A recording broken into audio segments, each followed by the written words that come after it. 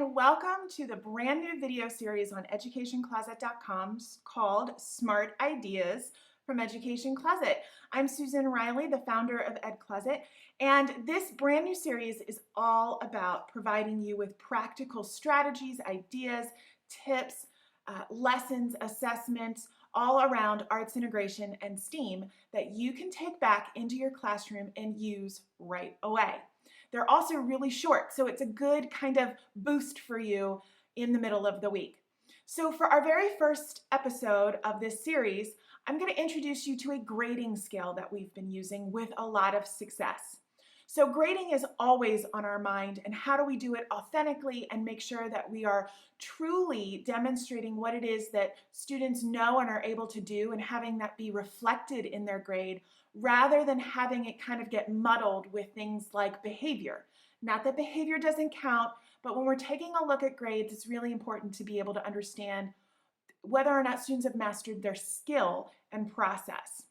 So to do that, we actually use this wonderful standards-based grading scale for what does my grade mean. So we post this in front of students. They get to see it. It's not hidden from them, and it's a scale from 0 to 4. There's always some kind of debate whether or not we should include the 0. We do here because the 0 on here says I didn't complete the project and I need to ask for help now. So it kind of gives students that base of, if you didn't complete it at all, here's where you are. And then it moves up gradually from there. And what's nice about this scale is that it provides students with student-friendly language as to what each of those numbers mean. So it kind of demystifies their grade a bit.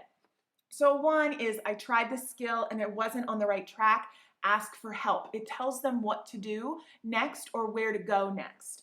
I have an idea for what to do, but still need a lot of work is a 2.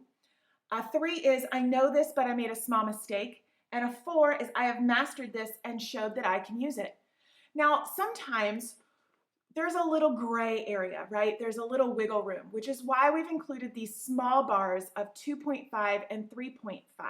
So for instance, I know this, but I made a small mistake as a 3, and I've mastered this and showed that I can use it. There is a big space there. There's a gap.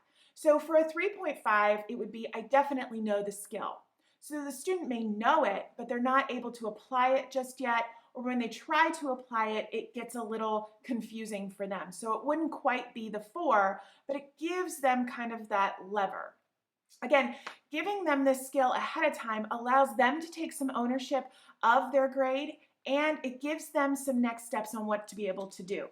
So I hope that you found this helpful. I think that's a really smart idea, and if you do too, please join us over on our YouTube channel, youtube.com/educationcloset, for more ideas like this. We'll be posting every Wednesday in this series. You can also find us online always at educationcloset.com.